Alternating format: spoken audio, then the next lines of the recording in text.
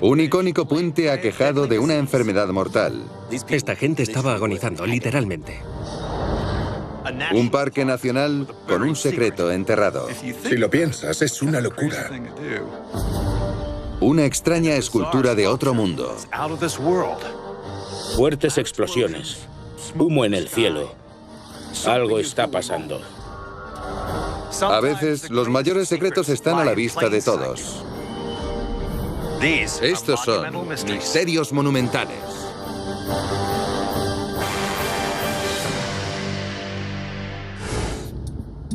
Capital de la nación entre 1785 y 1790, Nueva York es la ciudad más poblada de los Estados Unidos. También es hogar de uno de los lugares más emblemáticos del mundo. Mide aproximadamente 1,5 kilómetros. Las torres están hechas de granito de Maine. Al atardecer, los cables parecen más negros en contraste con el cielo, creando un maravilloso efecto de red. Es un puente extraordinario y muy bonito. Es el puente de Brooklyn. Diseñado originalmente para carros tirados por caballos, este majestuoso puente soporta ahora el peso de 120.000 coches y camiones cada día. Pero como señala el historiador Richard Howe, en el momento de su construcción, este puente épico vivió un siniestro misterio médico. Esta gente estaba agonizando, literalmente, y murió retorciéndose de dolor. Es como arrancar la carne de los huesos. ¿Qué oscuro secreto se esconde en el corazón del puente de Brooklyn de Nueva York?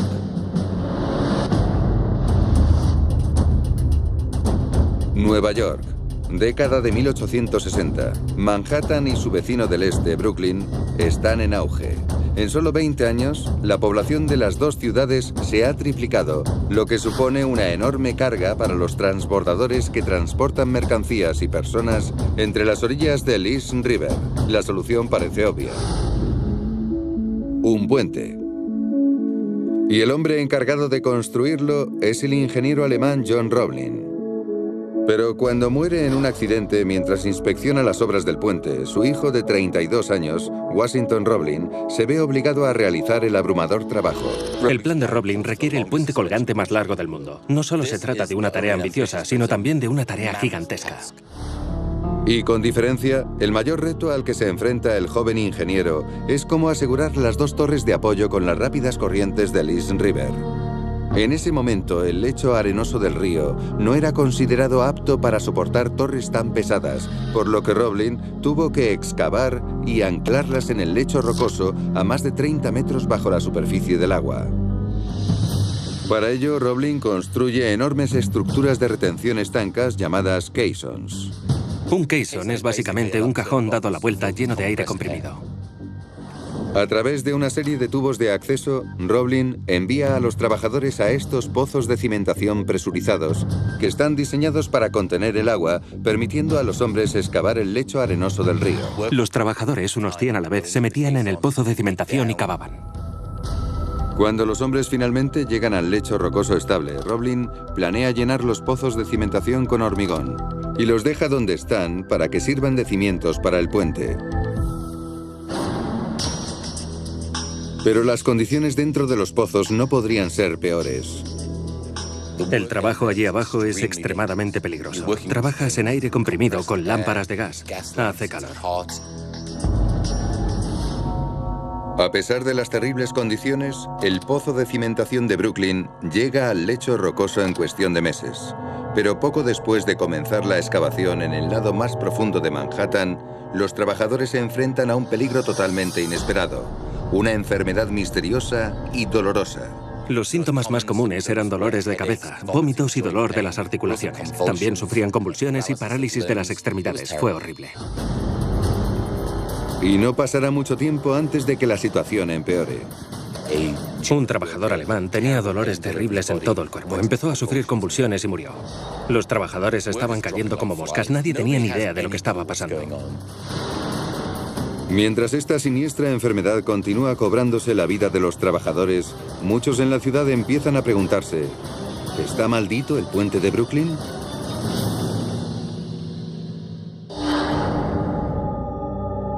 En un intento por prevenir más muertes, un médico llamado Dr. Andrew Smith recibe el encargo de investigar esta enfermedad inexplicable. Y después de examinar a los trabajadores afectados, nombra a la enfermedad síndrome de descompresión. En la primavera de 1872 lo tenía casi identificado. Los trabajadores entraban en un ambiente de aire comprimido y al salir tenían problemas. Smith sospecha que la enfermedad tiene que ver con que los hombres regresan a las condiciones normales de aire después de trabajar en aire presurizado en el fondo del río. Pero antes de que el médico pueda probar su teoría, y con 20 muertes provocadas por la enfermedad, el ingeniero jefe Washington Roblin interviene. Washington Roblin toma una decisión muy valiente, pero también muy sorprendente. Deja de cavar. Analiza la arena en la que se encuentran en ese momento. Era un gran geólogo y decidió que la arena sobre la que estaban no se había movido en unos 20 millones de años.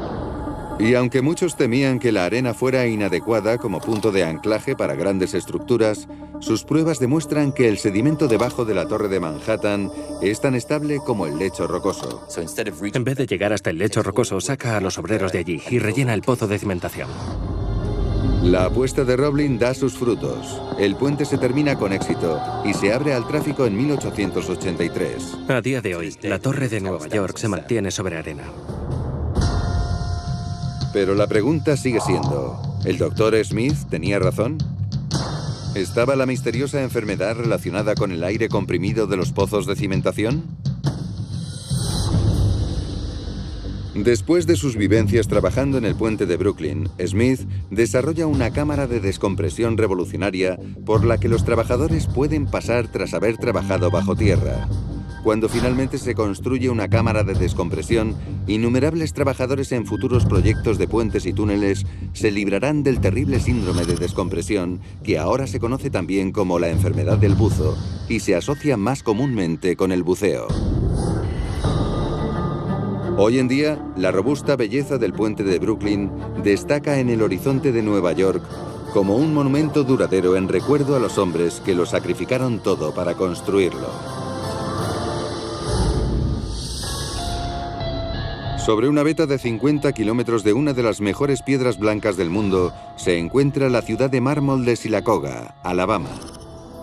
Aquí, frente al ayuntamiento y tallada en esta roca blanca, se encuentra una escultura de forma extraña, una masa retorcida con una maraña de colas que se extienden hacia el cielo. Mide unos 2,5 metros y tiene una base grande y redonda. Y tiene llamas y humo tallados en mármol y parece estar cayendo del cielo. Según el comisario John Hall, este inusual monumento rinde homenaje a un evento trascendental. Llamó la atención de todo Estados Unidos. Nunca más se ha repetido en los 50 años de historia que han transcurrido desde que ocurrió. ¿Qué acontecimiento trascendental conmemora esta escultura y cómo desencadenó un estallido de miedo y pánico? 30 de noviembre de 1954, Silacauga. Ann Hodges, ama de casa de 34 años, descansa en su sofá cuando ocurre algo extraordinario.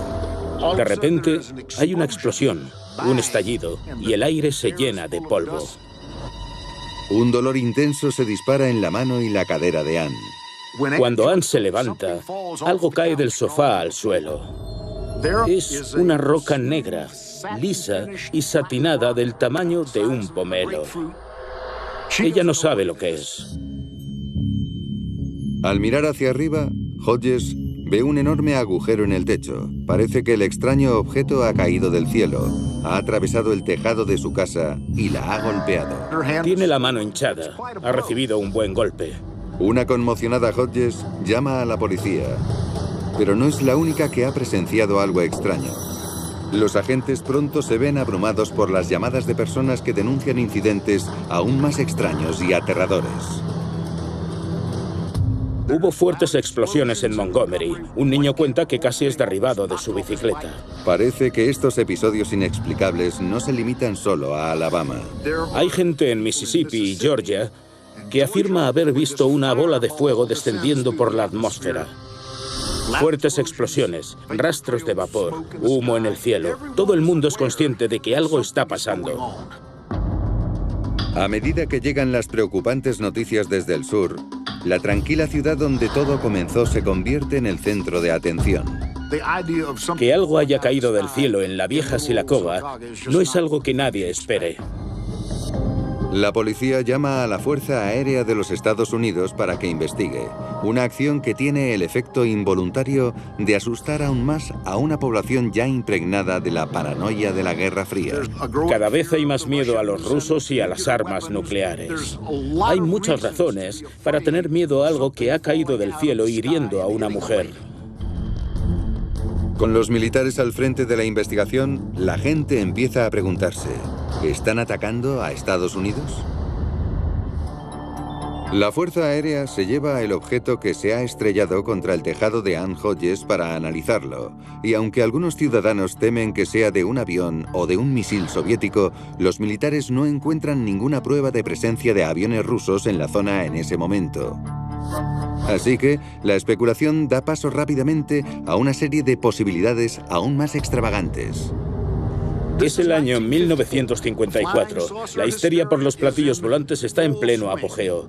Las fuerzas aéreas habían iniciado el proyecto Libro Azul, en el que se examinaron todos esos supuestos objetos extraterrestres. Y cuando los militares examinan el objeto caído en casa de Ann Hodges, hacen un descubrimiento sorprendente. No solo no está hecho por el hombre, sino que tampoco es del planeta Tierra. Es un meteorito. Los científicos determinan que un enorme meteorito que probablemente pesaba más de 45 kilos había entrado en la atmósfera de la Tierra, creando la bola de fuego vista en todo el sur del país. Fue visible a lo largo de 160 kilómetros en todas direcciones y al romperse creó numerosos rastros de humo. Hubo también varias explosiones sónicas. Aunque gran parte de la roca espacial se desintegró, algunos trozos cayeron a la Tierra, incluyendo un fragmento de casi 4 kilos que golpeó, pero milagrosamente no mató a Ann Hodges.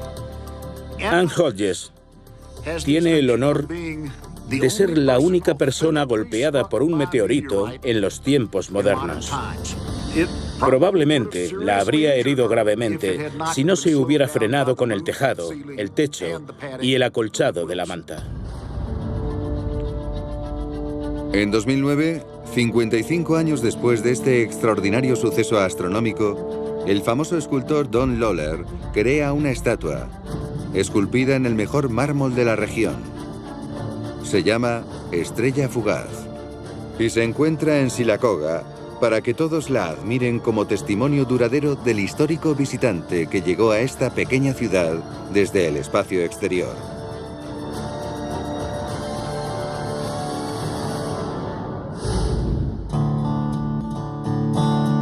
En el sureste de California, en las estribaciones del desierto de Mojave, hay más de 300.000 hectáreas de extensas llanuras arenosas y majestuosas formaciones de granito. Es un paisaje extrañamente surrealista. Es como ir a otro planeta. Llamado así por las prolíficas plantas que cubren el terreno, es el Parque Nacional Joshua Tree. Pero como bien sabe el promotor musical John McKinney, este desierto es mucho más que su belleza. También fue el escenario de uno de los incidentes más increíbles de la historia del rock and roll.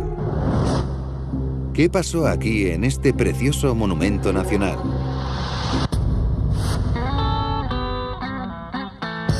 ...1973, Los Ángeles, California. La ciudad está viviendo un renacimiento musical sin precedentes. Y en lo más alto de esta oleada de creatividad se encuentra el excantante y exguitarrista de The Byrds, Gram Parsons. Cuando Gram se unió a The Byrds, este grupo era el equivalente estadounidense de los Beatles. Cuando Gram llegó, les aportó un aire country que hizo enloquecer a mucha gente en aquel entonces. Ahora Parsons es un solista de éxito que está en la cima de su fama. Vivía el estilo de vida del rock and roll. Y uno de sus lugares favoritos para relajarse era el Parque Nacional Joshua Tree. Joshua Tree es un lugar donde puedes alejarte de todo y pasar un buen rato. El problema es que también te puedes divertir demasiado. El 18 de septiembre, Parsons está de fiesta en su lugar de reunión habitual, el Hotel Joshua Tree Inn. El Joshua Tree Inn es un lugar muy tranquilo y discreto. También era un lugar ideal para ir a consumir drogas y beber en exceso, porque todo el mundo va a lo suyo.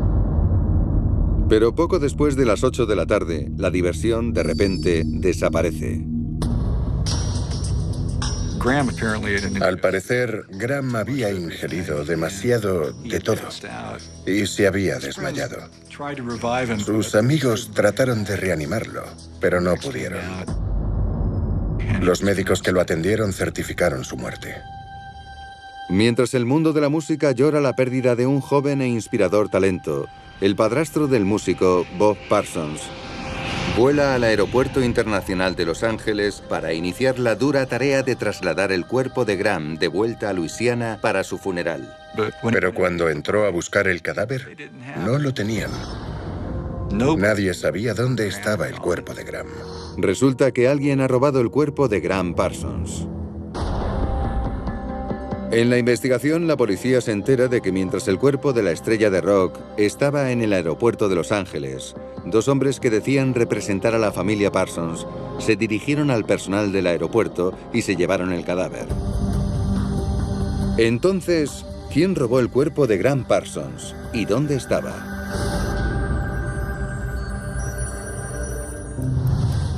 Año 1973. Dos hombres que dicen representar a la familia de Graham Parsons han robado el cadáver de la estrella del rock del Aeropuerto Internacional de Los Ángeles.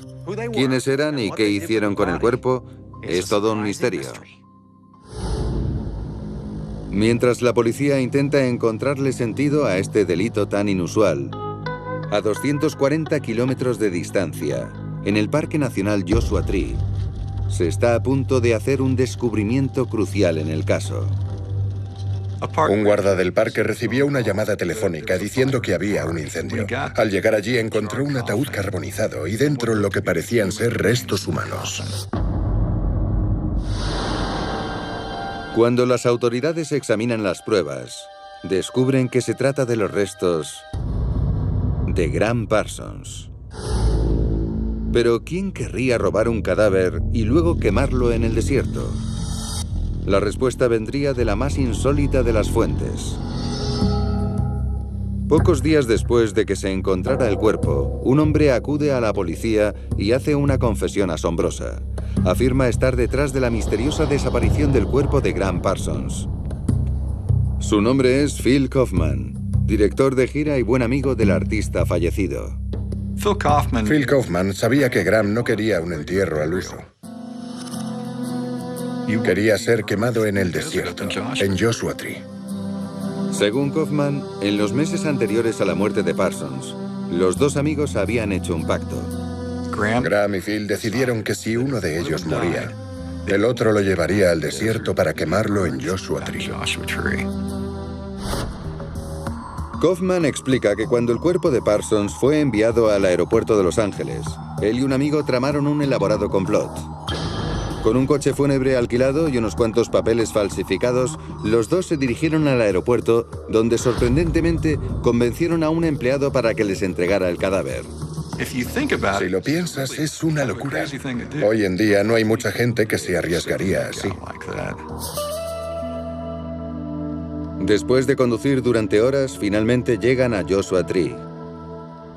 Una vez que Phil Kaufman se hubo despedido de su amigo, echó 20 litros de gasolina en el ataúd. Se apartó, encendió una cerilla y eso fue todo. Misión cumplida. Sorprendentemente, y debido a que robar un cuerpo no es delito en California, a Kaufman solo se le impuso una multa de $1000 por el robo del ataúd. Los restos de Parsons se enviaron finalmente a Nueva Orleans para su entierro, pero hoy en día, legiones de aficionados siguen acudiendo a un monumento improvisado en el hotel donde falleció la leyenda del rock and roll, vinculándolo para siempre con el más bello y salvaje de los monumentos, el Parque Nacional Joshua Tree.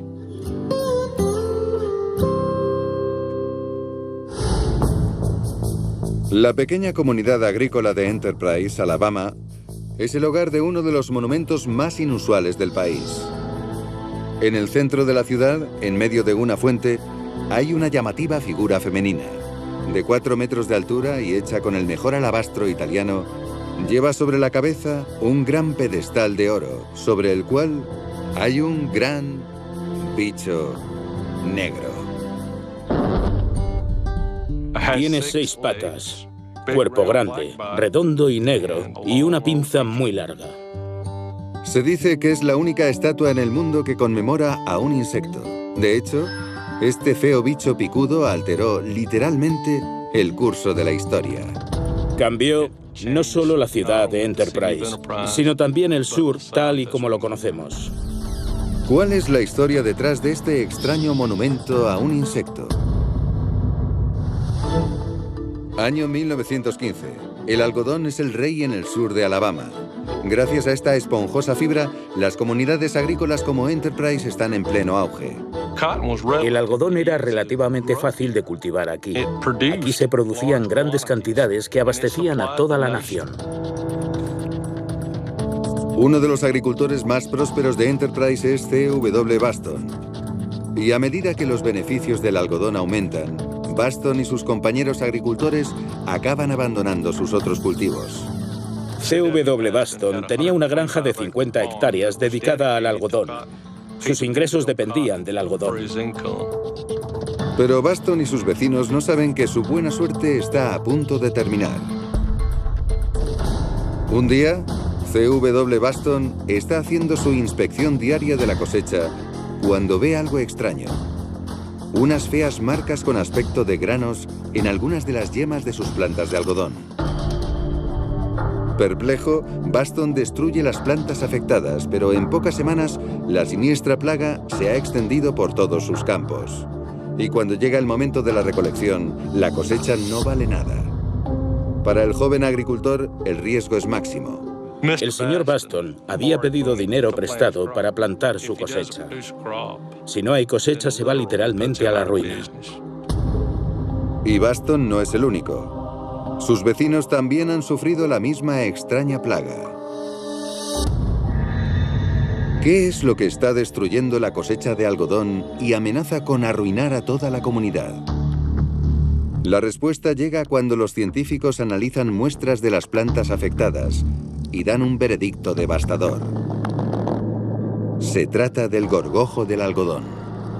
El gorgojo del algodón es un insecto muy pequeño, de menos de 1 centímetro de longitud, que priva a la planta de los nutrientes que producen el algodón. Los gorgojos del algodón trabajan muy silenciosamente. Las consecuencias son horribles. Se cree que la molesta plaga se originó en México y llegó a Estados Unidos con el huracán Galveston, destruyendo las cosechas de algodón no solo en Alabama, sino en todo el sur. Desesperado por salvar su medio de vida, Baston hace todo lo posible para mantener a raya a este insidioso insecto. Intentó quemar las cosechas, intentó deshacerse de ellos con whisky, intentó deshacerse de ellos con aceite. Lo intentó todo. Nada funcionó. La plaga era de proporciones bíblicas. Y esta plaga de gorgojos es tan grave que, en los años siguientes, innumerables aparceros tienen que abandonar la tierra. Este éxodo masivo de trabajadores del sur hacia el norte deja atrás hectáreas de campo vacías y decenas de granjas abandonadas, contribuyendo a lo que se conocería como la Gran Migración. Los agricultores quedaron completamente destrozados. Tuvieron que irse, no tenían otra opción. Pero hubo un hombre decidido a no rendirse. ¿Podrá C.W. Baston derrotar a la plaga de gorgojos? Después de meses luchando contra el problema, Baston recibe la visita de un hombre llamado H.M. Sessions, que afirma tener la solución. Sessions sugiere que Baston intente plantar una nueva y extraña semilla que ha traído consigo de su reciente viaje a Virginia. No es más que un modesto cacahuete. Y cuando Baston siembra esas semillas, queda atónito ante los resultados. Pudo pagar su deuda y conseguir beneficios. Cuando los agricultores de Enterprise se dan cuenta de que los cultivos de cacahuetes son inmunes al gorgojo del algodón, comienzan a plantarlos también. Una vez que el cacahuete se introdujo en la agricultura, la economía pasó de la hambruna a la abundancia de la noche a la mañana. El resto es historia. Este sabroso fruto es un clamor entre los estadounidenses y Enterprise acaba convirtiéndose en la mayor comunidad productora de cacahuetes del país. Y por suerte, el cacahuete es aún más rentable que el algodón. En los años siguientes, se desarrolla un pesticida eficaz para combatir al gorgojo del algodón. Y hoy, el algodón vuelve a florecer una vez más en todo el sur. Pero en Enterprise, Alabama, este espeluznante bicho no se olvida. El 11 de diciembre de 1919 se inaugura este monumento al gorgojo del algodón. Conmemora la prosperidad que el gorgojo del algodón trajo a nuestra ciudad. Significa mucho para nuestra ciudad y creo que significa mucho para el mundo. El monumento al gorgojo del algodón es un recordatorio tangible de una de las peores plagas de la historia de Estados Unidos, pero que al final trajo consigo una prosperidad aún mayor. Situado en la orilla sur del lago Erie y nombrado en honor del general que fundó la ciudad en 1796, Cleveland, Ohio, sirve ahora como un vital centro de transporte para todo el país. Pero lejos del ajetreo, en los tranquilos terrenos del cementerio Lakeview, hay un imponente monumento de piedra. Es una estructura de arenisca ornamentada que mide 55 metros de alto y está decorada con unos increíbles murales. Y el interior es igualmente grandioso. Intrincadas vidrieras y mosaicos, y en la planta principal una enorme estatua de mármol que rinde homenaje al 20º presidente de los Estados Unidos. Es el monumento a James A. Garfield, uno de los mausoleos más grandes de cualquier presidente estadounidense. Como la autora Candice Millar puede atestiguar, honra al venerable ciudadano de Ohio, cuyo periodo en el cargo fue lamentablemente corto. Este monumento es testimonio de una de las mayores tragedias de la historia de Estados Unidos. ¿Qué provocó que la presidencia de Garfield terminara tan abruptamente? ¿Y cómo este incidente desencadenó el desarrollo de una tecnología que todavía está en uso hoy en día? 1881, Washington, D.C. El republicano James A. Garfield toma posesión como presidente de los Estados Unidos. Un héroe de la guerra civil convertido en congresista, Garfield promete otorgar todos los derechos civiles a los esclavos recién liberados.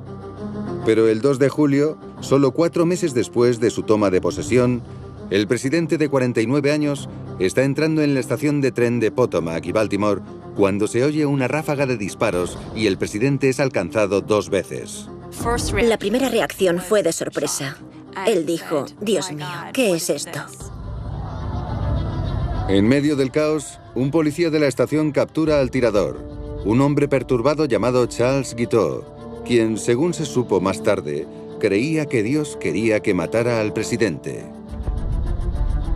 Garfield es trasladado rápidamente a la Casa Blanca, donde un equipo de los mejores médicos del país se reúne para examinar al presidente herido. Mientras que la primera bala solo rozó el brazo de Garfield, la segunda, que entró por la espalda, es la que más preocupa.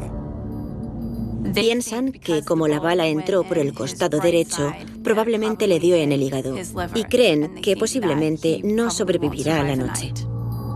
Los médicos concluyen que la única manera de salvar la vida del presidente es localizar y sacar la bala.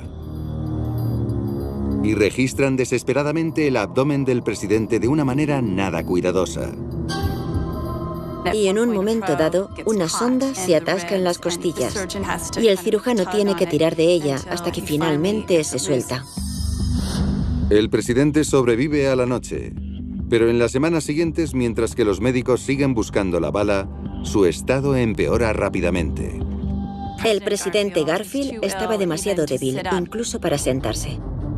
Pero justo cuando sus médicos empiezan a perder la esperanza, un rico inventor llega a la Casa Blanca con algo que, según él, puede salvar la vida del presidente. ¿Su nombre? Alexander Graham Bell. El inventor del teléfono tiene un nuevo invento, un sistema de balance de inducción. Bell diseñó este aparato para reducir la electricidad estática en las líneas telefónicas y funciona emitiendo una corriente eléctrica que hace un zumbido distintivo cuando entra en contacto directo con el metal. Pero Bell se da cuenta de que su sistema de balance de inducción puede servir para un propósito muy diferente y crítico. Es una especie de detector de metales y piensa, puedo usarlo para detectar dónde está alojada la bala en el presidente. ¿Podrá el dispositivo de Bell localizar la bala y ayudar a salvar al presidente? Un mes después de haber sido disparado por un pistolero trastornado, el presidente James Garfield está en estado crítico. Los médicos no han podido encontrar la bala alojada en algún lugar de su cuerpo, pero la ayuda acaba de llegar. El inventor Alexander Graham Bell ha creado un rudimentario detector de metales que podría localizar la bala y salvar la vida del presidente. ¿Pero funcionará? 1 de agosto de 1881. Alexander Graham Bell llega al lecho del presidente con su nuevo invento en la mano. Bell mueve lentamente el detector de metales sobre el cuerpo de Garfield, pero en lugar de emitir un fuerte zumbido que indicaría la presencia de una bala, todo lo que oye Bell es un débil ruido pulsante. Desesperado, vuelve a intentarlo y pasa varias veces el detector de metales por encima del enfermo cuerpo del presidente, pero el resultado es el mismo. El dispositivo de Bell ha fallado y el valorado inventor abandona la Casa Blanca confundido y abatido. Y entonces, el 19 de septiembre, el presidente muere a los 49 años. Pero cuando los médicos realizan la autopsia a Garfield y finalmente localizan la bala, descubren que, después de todo, no era la bala la que había matado al presidente. Esa bala no había alcanzado ningún órgano vital, no alcanzó la médula espinal, se alojó detrás del páncreas, sin provocar grandes daños.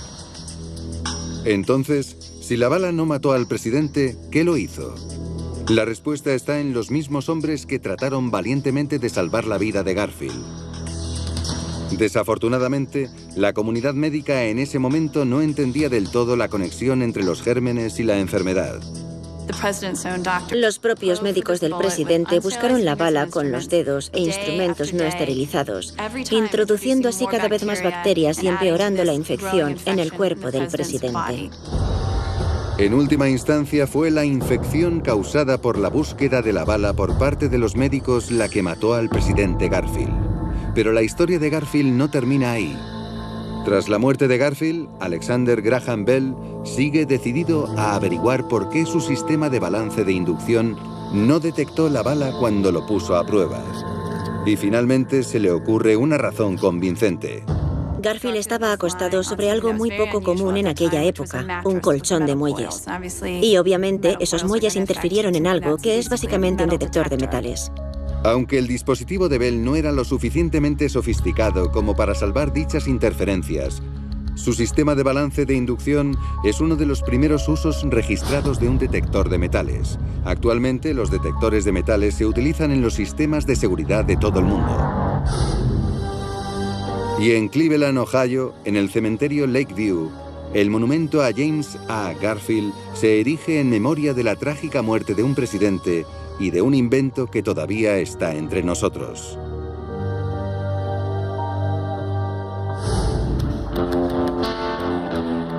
Fundada hace más de 400 años en las estribaciones de las montañas rocosas, Santa Fe, Nuevo México, es la capital de estado más antigua del país. Y en medio de las estructuras de barro y arcilla hay un edificio realmente excepcional. Terminada en 1878, la Capilla de Loreto es un monumento arquitectónico impresionante. Pero según el conservador e historiador Richard Linsley, la atracción principal de este monumento no son las vidrieras o los trabajos en piedra ornamentada, sino una escalera de caracol. Hay 33 escalones en total y mide 6 metros de alto. Cuando la ves, te sorprende. De hecho, los enigmáticos orígenes de esta escalera han desconcertado a científicos e historiadores durante más de un siglo. Gente de todas las profesiones y clases sociales vienen a visitarnos para ver nuestra escalera, y a todos les fascina su belleza y su misterio. ¿Y cuál es la extraña historia de la increíble escalera de la Capilla de Loreto? Año 1872. Santa Fe, Nuevo México, es un asentamiento fronterizo aislado. Entre los colonos y los buscadores de oro llegados hasta aquí por la fiebre del oro, se encuentra un grupo de monjas católicas llamadas las Hermanas de Loreto. Su trabajo se centra principalmente en la majestuosa capilla que se eleva sobre el adusto paisaje. Pero cuando el arquitecto de la capilla muere en 1879, deja aislada una parte del santuario. No hay escaleras que lleven al balcón del coro. Y cuando se dan cuenta de que la instalación de una escalera tradicional en diagonal casi no dejaría espacio para acomodar a la congregación, las monjas acuden a los miembros de la comunidad para pedirles ayuda. Las hermanas pidieron a los carpinteros locales que construyeran una escalera y todos fracasaron.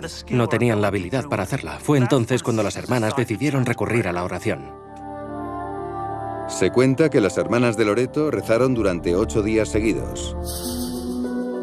Y entonces, al 9º día, justo cuando empezaban a perder la esperanza, apareció en el horizonte un extraño hombre barbudo y desaliñado. Este extraño hombre había atravesado solo el desierto en un burro y se ofreció a construir la escalera. El hombre asegura a las religiosas que puede solucionar su problema arquitectónico con una condición. Insistió en trabajar dentro de la capilla con las puertas cerradas y él solo.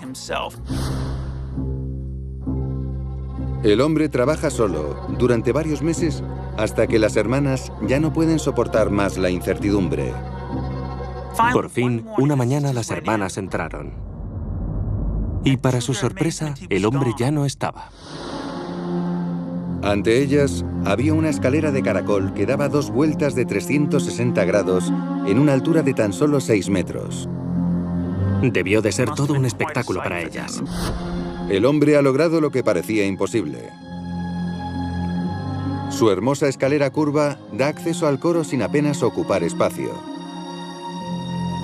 Pero lo más sorprendente de todo es que la estructura se sostiene sin clavos, tornillos o soportes centrales visibles. No hay ningún poste en el centro que la sostenga. Se quedan completamente sorprendidas de que esta escalera se mantenga así. Cuando las hermanas tratan de encontrar al carpintero para darle las gracias, descubren que no está por ninguna parte. Nadie lo vio salir. Nunca llegaron a pagarle por su trabajo. ¿Quién era ese hombre misterioso que construyó esta escalera aparentemente milagrosa? A pesar de sus esfuerzos, las hermanas nunca localizaron al misterioso carpintero. Al final, declararon que esa obra fue un caso de intervención divina. Las hermanas concluyeron que ese hombre vino del cielo para construirles la escalera. Aunque muchos dudan de esta explicación, la historia del artesano y de su maravillosa escalera ha permanecido envuelta en misterio durante más de 100 años. A finales de los años 90, una historiadora local llamada Mary Jean Stroh Cook hace un descubrimiento que podría revelar la identidad del carpintero. Llevaba 20 años investigando el posible constructor de la escalera. Buscando en los periódicos de Santa Fe desde 1895, Cook se tropieza con el obituario de un hombre llamado François Rochat, donde se afirma que él fue el constructor de la escalera. Cook se entera de que Rochat estaba vinculado a un secreto gremio de artesanos franceses llamado Le Compagnon. Para entrar en esta enigmática hermandad, un carpintero tenía que completar una obra maestra en madera, pero no podía atribuirse el mérito de la obra. ¿Fue entonces Rochat el misterioso constructor de la escalera? Las pruebas resultan convincentes, pero puede que nunca lo sepamos con seguridad. A día de hoy no hay pruebas concluyentes de quién era este hombre. Y ese no es el único enigma que rodea la escalera. La forma exacta en que se construyó es algo que también ha confundido a los expertos. Las hermanas pusieron a toda una clase de estudiantes en la escalera, y los arquitectos e ingenieros se sorprenden de que la escalera nunca se haya venido abajo con todo ese peso. A lo largo de los años, los científicos que examinan la estructura han llegado a la conclusión de que su secreto radica en una serie de vigas de madera unidas con fuerza, llamadas travesaños, que discurren a lo largo de los lados de las escaleras. El travesaño interior hace giros hacia adentro de manera tan firme que en realidad funciona como un poste, proporcionando un soporte sorprendentemente fuerte. Independientemente de cómo se construyera y de quién la construyera, la escalera sigue sorprendiendo tanto a los feligreses como a los expertos. Y hoy, los visitantes de la Capilla de Loreto pueden maravillarse con la artesanía de cada escalón de esta increíble escalera.